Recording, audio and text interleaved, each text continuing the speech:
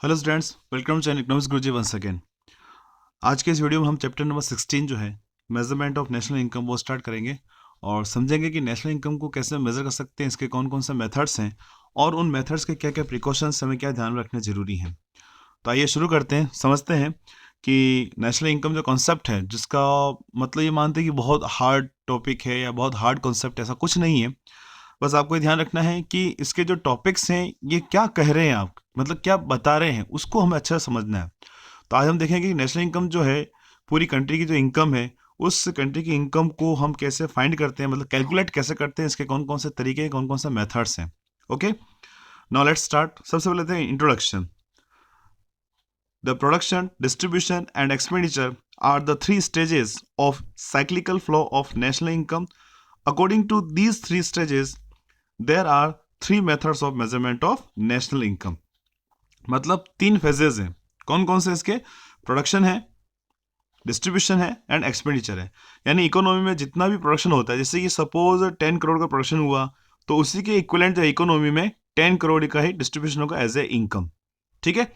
और वापस as a income मतलब जो भी फैक्टर्स ऑफ प्रोडक्शन है, लैंड, लेबर, कैपिटल, एंटरप्रेन्योर, उन्होंने जितना भी पार्टिसिपेट किया है, उनको जो भी रेम्यूनरेशन मिल रहा है वो वहां पर डिस्ट्रीब्यूट हो गया। यानी 10 करोड़ का प्रोडक्शन है तो 10 करोड़ रुपए के बराबर ही लैंड, लेबर, कैपिटल, एंटरप्रेन्योर को एज ए रेम्यूनरेशन मिलेगा। अब जितनी इनकम आएगी, जितना पैसा आया है, उतने इकोनॉमी में खर्च होगा 10 करोड़। तो कुल मिलाकर इकोनॉमी जितना प्रोडक्शन होता है, जितना बटा और जितना वापस खर्च हुआ, सब बराबर होता है, इक्वल होता है। हमें क्या मानते हैं कि इकोनॉमी किसी प्रकार से कोई भी सेविंग्स नहीं है। तो इस कंडीशन में अगर हम प्रोडक्ट व्यू से देखें तो फर्स्ट मेथड इसका बन जाएगा प्रोडक्शन मेथड या फिर वैल्यूएटेड मेथड। अगर हम डिस्ट्रीब्यूशन वे से देखें कि किसको कितनी इनकम के रूप में बट रहा है, तो इनकम मेथड हो जाएगा। और अगर हम यहाँ पर फाइंड करें कि इकोनॉमी कितना खर्च हो रहा है, क्योंकि जितनी आया है उतना ही खर्च होगा, तो या तो हम प्रोडक्शन को देख सकते हैं, या हम इनकम को देख सकते हैं, या फिर टोटल खर्च को देख सकते हैं। ठीक है। जैसे कि आपने 50 रुपए का काम किया तो आपको 50 रुपए मिलेंगे, और आप 50 रुपए खर्च करोगे तो आपकी इनकम क्या होगी? 50 रुपए होगी, है ना? ये होगा ना 50 रुपीज। तो इस प्रकार से इसके तीन मेथड्स हैं। देर आर थ्री स्टेजेस, और sorry, three methods. First production और valuated method, second income method and third is expenditure method. अब आगे बढ़ते हैं और देखते हैं, समझते हैं कि प्रोडक्शन मेथड है क्या, वैल्यूएटेड मेथड है क्या, इसको हम कैसे यूज करते हैं नेशनल इनकम के कैलकुलेशन में। तो in this method, we measure national income by estimating the contribution of each producing enterprises to production in the domestic territory of the country in an accounting year। मतलब हम एक साल भर में, 1 year में, जितनी भी प्रोडक्शन यूनिट्स हैं, एंटरप्राइजेस हैं, वो कितना प्रोडक्शन कर रही हैं, कितनी वैल्यू का प्रोडक्शन कर रही है, उसको हम काउंट करते हैं। तो ये हो जाएगा अपना प्रोडक्शन मेथड। या फिर second, according to this method the market value of all goods and services produced during the year in a country is added. मतलब इकोनॉमी में कितना प्रोडक्शन हो रहा है, यानी कितने रुपए का, कितने अमाउंट का प्रोडक्शन हो रहा है इकोनॉमी में, वो अगर हम प्लस कर देंगे तो वो अपने यहाँ पर प्रोडक्शन मेथड हो जाएगा या फिर वैल्यूएटेड मेथड हो जाएगा। अब बात आती है कि इस मेथड को यूज करते समय कौन कौन से स्टेजेस हैं, कौन सी स्टेप्स हैं, वो हमें फॉलो करनी पड़ती है। जो सबसे फर्स्ट जो स्टेज है वो हम देख रहे हैं, a detail schedule of production of final consumable goods and services is prepared for calculation of national income. सबसे पहली बात जो है अपने यहाँ पर वो यह आती है कि जितनी भी फाइनल गुड्स हैं इकोनॉमी में, उन सभी की एक लिस्ट बनाते हैं डिटेल में। यानी कौन कौन सी गुड्स एंड सर्विसेज हैं, उनकी सबकी टोटल लिस्ट बनाते हैं। इकोनॉमी में जितनी भी फाइनल गुड्स, हमने पढ़ा था पहले कि intermediate goods and final goods, इन दोनों में से सिर्फ और सिर्फ फाइनल गुड की वैल्यू को ही नेशनल इनकम के कैलकुलेशन में इंक्लूड करते हैं। इंटरमीडिएट गुड्स की वैल्यू को नेशनल इनकम के कैलकुलेशन में ऐड नहीं करते हैं, उसको यूज नहीं करते हैं। क्यों नहीं करते हैं, इससे क्या प्रॉब्लम जनरेट होती है, वो कौन सी प्रॉब्लम होती है, क्या उसका सोल्यूशन है, आगे देखेंगे इसी वीडियो में, तो बने रहिएगा। ठीक है। फिर सेकेंड स्टेज आती है अपने पास, in names of goods and services produced quantity and prevailing market prices etcetera provided. मतलब अब यहां पर बात आती है कि कौन कौन सी गुड्स और सर्विसेज प्रोड्यूस हो रही है, उनकी क्वांटिटी, फिर उनकी मार्केट प्राइसेस, वो हम यहाँ पर लेते हैं। एक तो लिस्ट बना ली कौन कौन सी गुड्स एंड सर्विसेज हैं वो प्रोड्यूस हो रही है, वो उसके बाद कितनी क्वांटिटी में हो रही है, उनकी प्राइस कितनी है। फिर value of product is determined by the multiplying the quantity with its price. अब कितने रुपए का टोटल प्रोडक्शन हुआ, सपोज कमोडिटी ए का प्रोडक्शन हुआ 10 यूनिट्स और उसकी मार्केट प्राइस थी 50 रुपीज़। तो उस कंडीशन में कितने रुपए का टोटल माल पैदा हुआ, प्रोडक्शन हुआ 500 रुपीज़ का। तो इस प्रकार से हम यहाँ पर क्वांटिटी और प्राइस इन दोनों को मल्टीप्लाई करके हम यहाँ पर total value of production find करते हैं। Finally value of goods and services produce is added to calculate gross domestic product. अब जितनी भी, अभी तो हमने एग्जांपल ए गुड का देखा, उसी प्रकार से A B C D X Y Z जितनी भी टाइप की गुड्स हैं, जितनी भी फाइनल गुड्स हैं, उन सभी फाइनल गुड्स की क्वांटिटी को उनकी प्राइस से मल्टीप्लाई कर देंगे तो कितना टोटल अमाउंट हो रहा है उनका एक ग्रोस टोटल कर लेंगे और हम यहाँ पर फाइंड करेंगे नेशनल इनकम। और उसका सीधा सा एग्जाम्पल जो है वो आपके सामने दे रखा है, यहाँ पर देख रहे हैं आप। यहाँ पर सीरियल नंबर है 1 2 3, ठीक है। कौन कौन सी गुड्स प्रोड्यूस हो रही है, सपोज हमने यहाँ पर 3 लिए, ए बी एंड सी। ए हो रही है 20, ठीक है, उसकी प्राइस है 2 रुपीज़, दोनों को मल्टीप्लाई किया यानी 40 रुपीज़ की टोटल प्रोडक्शन ए कमोडिटी का हो रहा है। फिर बी जो है 30 यूनिट्स प्रोड्यूस हो रही है, उसकी प्राइस है 8, मल्टीप्लाई किया 240।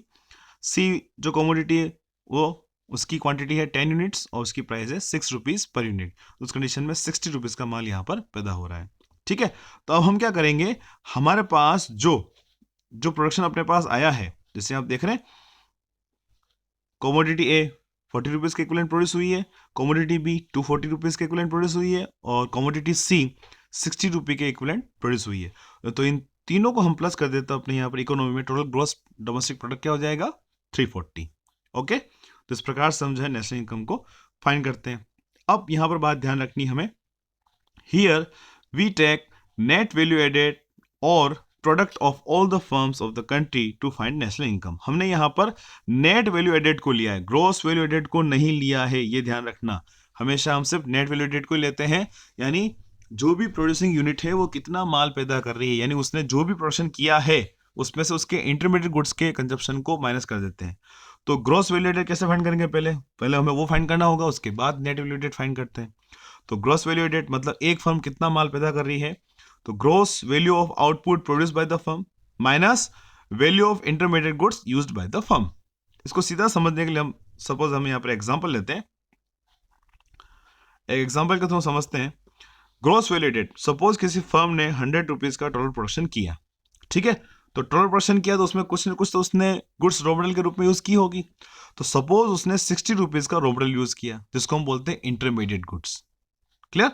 तो अब यहाँ पर 100 रुपीज़ का टोटल ग्रॉस वैल्यू हो गई आउटपुट की, यानी फर्म ने 100 रुपये का माल पैदा किया और 60 रुपीज़ का जो इंटरमीडिएट कंजप्शन है यहाँ पर। तो उस कंडीशन में उस फर्म ने सिर्फ कितना वैल्यूएशन किया 40 रुपीज़, यानी फर्म ने 60 रुपीज़ का माल लेकर उसमें 40 रुपये की वैल्यू और एडिट कर दी और टोटल कितना माल बन गया 100 रुपये का।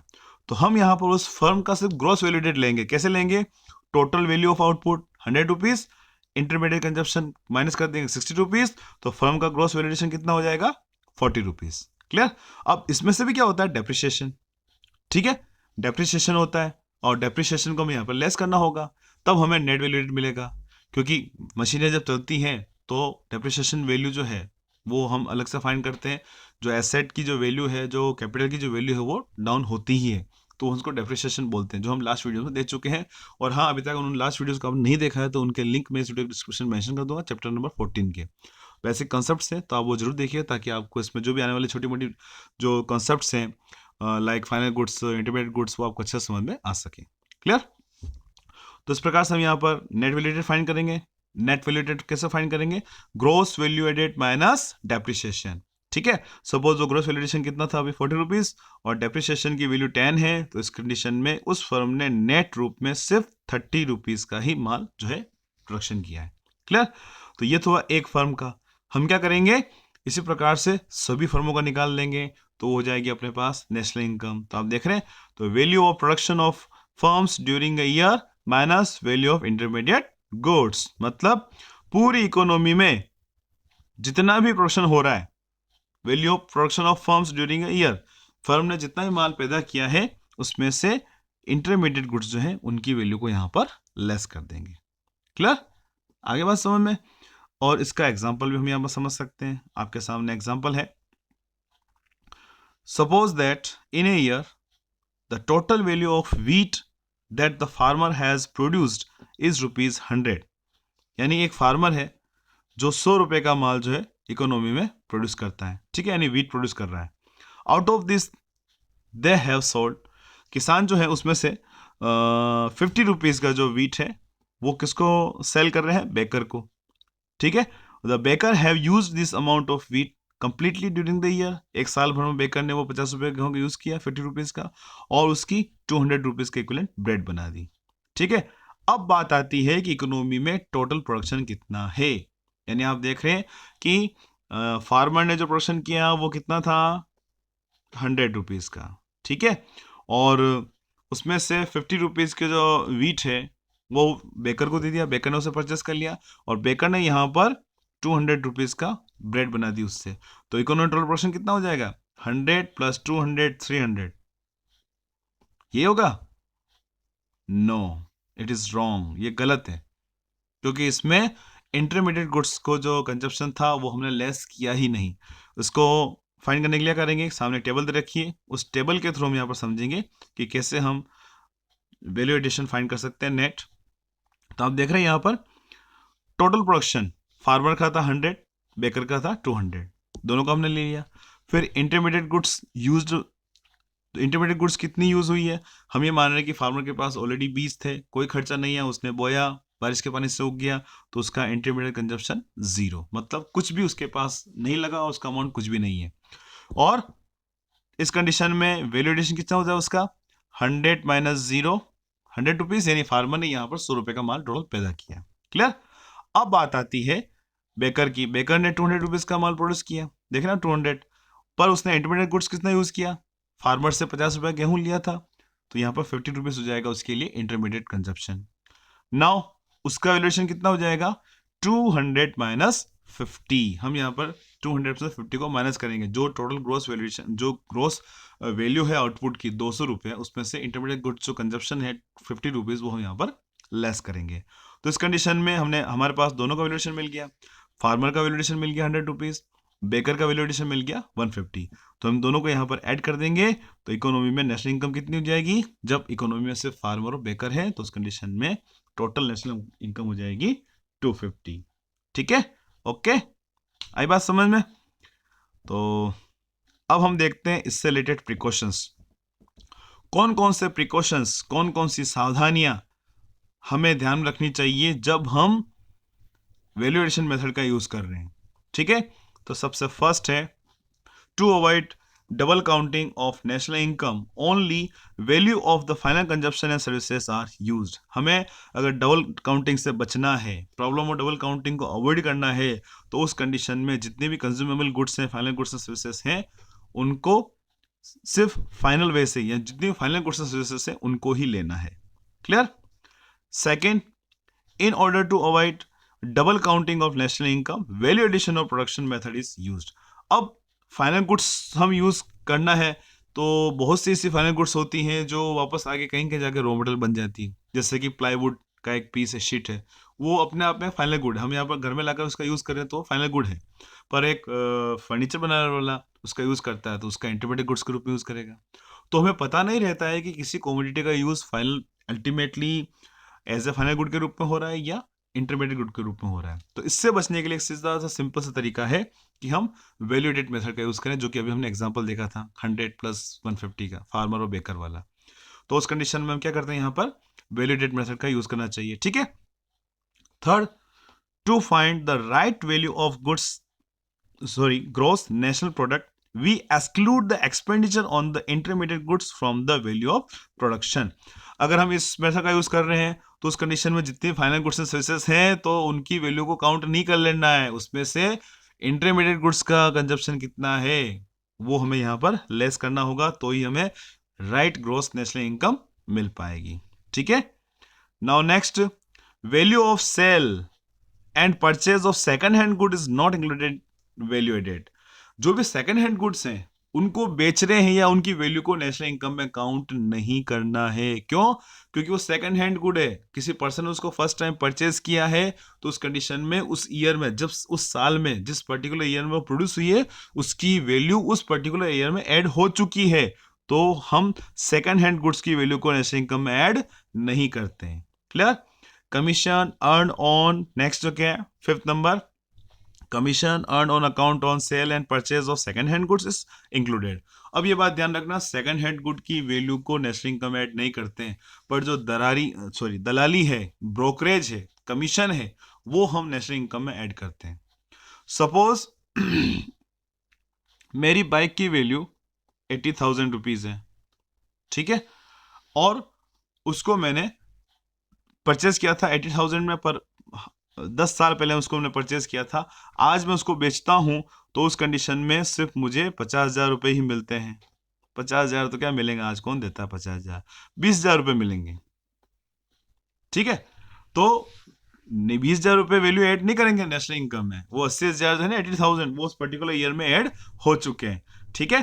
तो यहां पर सपोज मैं किसी एजेंट की हेल्प लेता हूं और उसने मैं यहाँ पर बाइक बिकवाई, मुझे 20,000 रुपये दिया, उसने उसमें बीच में 5,000 रुपये लिए, तो वो 5,000 रुपये वो उसका वैल्यू एडिशन है, उस फैक्टर का वैल्यू एडिशन, उसने जो काम किया है उसका रिवार्ड, उसका काम है, ठीक है, उसने जो सर्विस दी उसकी वैल्यू है, तो वो 5,000 रुपये नेशनल इनकम में ऐड होंगे, क्योंकि उसने जो काम किया वो उसका रिवार्ड है। आगे बात समझ में, ये ध्यान रखना, जितना भी कमीशन होता है ना, वो सब नेशनल इनकम में ऐड करते हैं, जितनी ब्रोकरेज है। Next, imputed value of production for self consumption is taken into account। मतलब कोई फर्म किसी क्वांटिटी का प्रोडक्शन कर रही है, सपोज कोई पंखे बनाने वाली फर्म है, उसने 100 पंखे अपनी ही फर्म में यूज कर लिए, तो 100 पंखों की वैल्यू तो होगी ना कुछ, सपोज 1,000 रुपए का एक पंखा है, तो उस कंडीशन में कितना हो जाएगा, है ना, 1,00,000 रुपए यहां पर उसकी वैल्यू हो जाएगी। तो यहाँ प्रोडक्शन हुआ है, तो जो भी अनुमानित, इम्प्यूटेड मतलब अनुमानित, जो कोई भी प्रोडक्शन होता है उसमें से यूज कोई फर्म खुद कर लेती है, तो उसका भी जो एस्टिमेटेड जो वैल्यू है वो नेशनल इनकम में ऐड जरूर करनी चाहिए। Clear. Now next, imputed rent on the owner occupied house is also taken into account। मतलब मकान का किराया जो होता है, जैसे अपने खुद का मकान है और उसका अनुमानित किराया कितना होता है, जैसे 10,000 रुपये आप देते इतने बड़े मकान के लिए, तो 10,000 रुपये की जो अनुमानित जो भी राशि आप काउंट करें वो भी नेशनल इनकम में इंक्लूड होगी, जो मकान है वो उसका वैल्यू एडिशन है, ठीक है। फिर services for self consumption is not considered. जो कोई भी सर्विस प्रोवाइड करता है और उस सर्विस का खुद यूज करता है, तो वो नेशनल इनकम में काउंट नहीं होगा। इसका एग्जाम्पल कैसे हो सकता है, सपोज एक सर्वेंट है, फीमेल सर्वेंट है, एक नौकरानी है, जो 5 घरों में जाती है और उसको 500 रुपए मिलते हैं, ठीक है, 500 प्लस 500 प्लस 500 प्लस 500 प्लस 500, 5 घर में गई, कितने हो गए, 2,500 रुपये। और फिर अपने घर में भी काम करती है, जितना काम दूसरे घरों में किया, अपने घर में 500 रुपये काम कर रही, तो क्या 500 रुपये नेशनल इनकम में काउंट करेंगी क्या, नहीं होता है, क्योंकि जिस तरीके से वो खुद के घर में काम करती है और दूसरों के घर में काम करती है, उसमें बहुत बड़ा डिफरेंस होता है। तो किसी भी सर्विस की वैल्यू को जो वो खुद यूज कर रहा है तो नेशनल इनकम में काउंट नहीं करते हैं। एक डॉक्टर जो होता है 10 मरीजों को देखता है, 500 रुपये पर फीस ले रहा है, 5,000 रुपये पर अपने खुद के बच्चे को देखता है, तो क्या उससे फीस लेगा, नहीं, वो यहाँ पर नेशनल इनकम में काउंट नहीं होगी। तो कुल मिला के बात ये ध्यान रखनी है कि जितनी भी सर्विसेज जो हैं अगर सेल्फ यूज की जा रही है तो उनकी वैल्यू को नेशनल इनकम में काउंट नहीं करना है। Clear. Now next, the value added of the government sector is equal to the compensation to employees only. मतलब गवर्नमेंट सेक्टर का वैल्यूएशन अगर हम ले रहे हैं तो उस कंडीशन में जितने भी गवर्नमेंट एम्प्लॉयज हैं उनको जो कंपेंसेशन मिलती है, जिनको जो सैलरीज मिल रही है, उनको जो पेमेंट मिल रहे हैं, वही उनका वैल्यूएशन है, उसके अलावा और कोई वैल्यूएशन नहीं होता है। तो ये थोड़ा सा ध्यान रखना है। क्लियर। आई होप आपको अच्छे समझ में आया है। अगर समझ में आया है तो वीडियो को लाइक जरूर करें, ठीक है, नहीं आया समझ में कोई दिक्कत नहीं, डिसलाइक का बटन भी वो भी दबाएं। और हाँ, वीडियो कैसा लगा है तो उसका आपके माइंड में क्या रिव्यू है, कमेंट बॉक्स में कमेंट जरूर करें, ठीक। अभी तक हमने देखा है कि problem of double counting, to avoid problem of double counting we use या we must use value addition method और फाइनल आउटपुट मेथड। ये क्या है, प्रॉब्लम ऑफ डबल काउंटिंग है क्या, इसको कैसे अवॉइड करते हैं उसको हम समझते हैं, यहाँ पे उसको फिनिश करते हैं। तो प्रॉब्लम ऑफ डबल काउंटिंग मतलब दोहरी गणना की समस्या। जब हम किसी प्रोडक्ट की वैल्यू को 2 बार काउंट करते हैं तो वो हो जाती है प्रॉब्लम ऑफ डबल काउंटिंग। सीधा सा सिंपल सा एग्जांपल मैं आपको देता हूं। सपोज एक 5,000 रुपए की प्लाईवुड की शीट है, ठीक है, और उससे फर्नीचर बना दिया गया 8,000 रुपए का। तो हम यहाँ पर 5,000 को भी ले लेते हैं, क्योंकि सिर्फ फर्म ने यहाँ पर प्लाईवुड की शीट बनाई है, तो उसका वैल्यूएशन 5,000 रुपया। फिर कारपेंटर ने उसका यूज करके 8,000 की प्लाईवुड से फर्नीचर बना दिया, तो कुल मिलाकर इकोनॉमी कितना हो जाएगा? 13,000, जो कि गलत थे। 13,000 यहाँ पर नहीं होगा। क्यों? क्योंकि वो 5,000 की वैल्यू इस 8,000 में इंक्लूड है।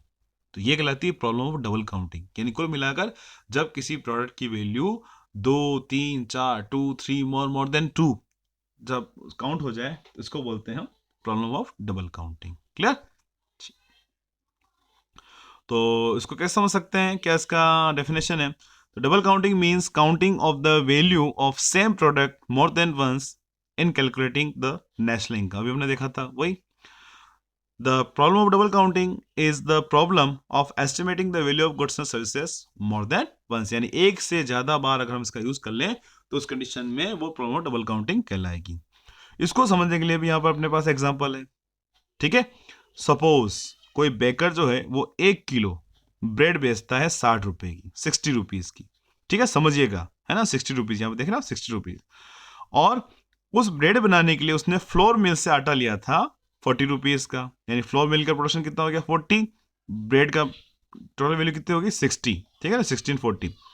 और उस फ्लोर, वो जो 40 रुपए का जो आटा बना था, वो कहां से बना था? फार्मर से वीट लेकर, और उसकी वीट की प्राइस कितनी थी? 30 रुपीज, ठीक है। तो यहां पर क्या देख रहे हैं हम? बेकर ने 60 रुपए का ब्रेड प्रोड्यूस की, उसके लिए उसने 40 रुपीज का फ्लोर आटा यूज किया, ठीक है, और आटा बनाने फर्म ने 30 रुपीज का यहां पर गेहूं यूज किए। तो उस कंडीशन में हम देख रहे हैं कि 60 रुपीज जो है बेकर का फाइनल आउटपुट, 40 रुपीज है फ्लोर मिल का फाइनल आउटपुट, 30 रुपीज है फार्मर का फाइनल आउटपुट। इन दोनों को प्लस कर देते हैं, तो यहां पर हो जाएगा अपने पास 130, जो कि गलत है। क्यों? क्योंकि वो 30 रुपीज की वैल्यू 40 में ऐड है और 60 में ऐड है, वो 40 रुपीज की वैल्यू 60 में वापस ऐड है। तो यहां पर वैल्यू जो है वीट की 2 से 3 बार काउंट हो रही है, फ्लोर की 2 बार काउंट हो रही है। It is the problem of double counting. अगर हम इस तरीके से नेशनल इनकम को काउंट करेंगे तो अपने पास जो मेजरमेंट आएगा, जो कैलकुलेशन आएगा, जो अमाउंट आएगा, वो गलत ही होगा। तो उस कंडीशन क्या करते हैं? हम वैल्यूएशन फाइंड करते हैं। वैल्यूएशन कैसे फाइंड करेंगे? बेकर का वैल्यूएशन कितना है? उसने 60 रुपीज की ब्रेड प्रोड्यूस की, इंटरमीडिएट गुड्स का कंजप्शन था 40 रुपीज, यानी उसने सिर्फ 20 रुपीज का ही काम किया। उसने 40 रुपए का आटा लेकर 60 रुपए की ब्रेड बनाई है, यानी 20 रुपीज का ही यहाँ पर उसने वैल्यूएशन किया है। क्लियर? फिर फ्लोर मिल ने कितना प्रोडक्शन किया है? उसने 40 रुपीज का फ्लोर प्रोड्यूस किया है 30 रुपीज का गेहूं लेकर, तो उसका वैल्यूएशन कितना हुआ? सिर्फ 10। क्लियर? तो उस कंडीशन में हम क्या देखते हैं यहां पर कि 130 नहीं होकर कितना हो जाएगा? जितना भी प्रोडक्शन है, यानी इकोनॉमी में जितना प्रोडक्शन कितना हो जाएगा वो हम देखना है। फार्मर का 30 रुपीज गेहूं उसने यूज किया, 30 रुपीज का गेहूं का यूज करके 40 रुपए का आटा बना, 10 रुपए बढ़े, 10 रुपए ऐड कर देंगे, 10 रुपीज। फिर 40 रुपीज का आटा लेकर बेकर ने ब्रेड बनाए 60 रुपीज की, तो 40 से 60 हुए, तो वैल्यूएशन कितना हुआ? सिर्फ 20 का, ये 20 ले लिया। तो हम क्या करेंगे? 30 + 10 + 20 तीनों को ऐड कर देंगे, तो अपने पास क्या जाएगा? 60। ठीक है, ये तो हो गया वैल्यू एडेड मेथड के थ्रू, यानी हम सिर्फ हर एक फर्म का सिर्फ वैल्यू एडिशन ही लें, उनके फाइनल आउटपुट को नहीं लें। वो कितना वैल्यूएशन कर रहे हैं वही हम यहां पर काउंट करें। ठीक, एक तो तरीका ये हुआ। दूसरा तरीका क्या है कि फाइनल आउटपुट मेथड। अगर हमें पता है कि उससे फाइनल प्रोडक्शन कितना हो रहा है, क्या बन रहा है, तो हम वही वो यूज करेंगे। जैसे कि गेहूं, हमें पता है गेहूं का यूज फ्लोर बनाने में यूज किया, फ्लोर का यूज वापस ब्रेड बनाने में यूज किया, तो हम यहाँ पर सिर्फ ब्रेड की वैल्यू लेंगे। ब्रेड की वैल्यू कितनी थी? 60, हम सिर्फ 60 को लेंगे यहाँ पर। तो ये हो जाएगा अपने पास फाइनल आउटपुट मेथड। आगे बात समझ में? तो कुल मिला के प्रॉब्लम ऑफ डबल काउंटिंग को अवॉइड करने के लिए अपने पास दो मेथड हैं। फाइनल आउटपुट मेथड, सिर्फ वीट का प्रोडक्शन लें 60, है ना, वीट की जो वैल्यू, या वैल्यूएशन मेथड जिसमें हम फार्मर का लें, फ्लोर मिल का लें और बेकर का लें। ये भी कितना हो जाएगा? 60। आगे बात समझ में? तो इसके दो मेथड हैं, इन दो मेथड के थ्रू जो है प्रॉब्लम ऑफ डबल काउंटिंग को अवॉइड कर सकते हैं। ये दोनों आपके सामने चाहे तो नोट कर सकते हैं। आगे बात समझ में? तो इस वीडियो में इतना ही, बस मिलते हैं नेक्स्ट वीडियो में जिसमें देखेंगे कि इनकम मेथड क्या है, कैसे हम इनकम मेथड का यूज़ करके नेशनल इनकम को फाइंड करते हैं। क्लियर? आई होप आपको जो भी कॉन्सेप्ट्स इस वीडियो में हमने समझे हैं वो समझ में आए हैं। समझ में आए हैं तो वीडियो को लाइक जरूर करें, ज़्यादा उसको शेयर करें, ठीक है? और कमेंट उसमें कमेंट भी जरूर करें। मिलते हैं नेक्स्ट वीडियो में। Thank you, thanks for watching. नमस्कार गुरुजी, बाय बाय।